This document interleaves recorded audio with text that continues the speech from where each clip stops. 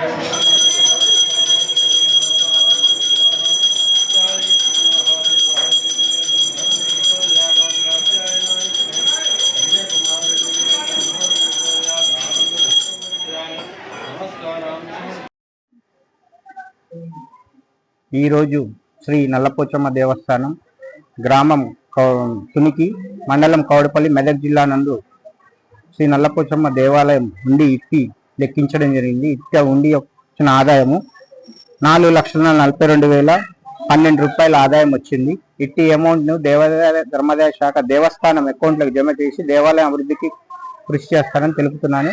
ఇట్టి కార్యక్రమంలో దేవాలయం హుండీ కార్యక్రమంలో సర్పంచ్ గారు, గ్రామ పెద్దలు అందరూ కూడా మరియు పోలీస్ సిబ్బంది మరియు ప్రెస్ వాళ్ళు, మా దేవాలయం సిబ్బంది అందరూ కూడా కలిసి పాల్గొనడం జరిగింది.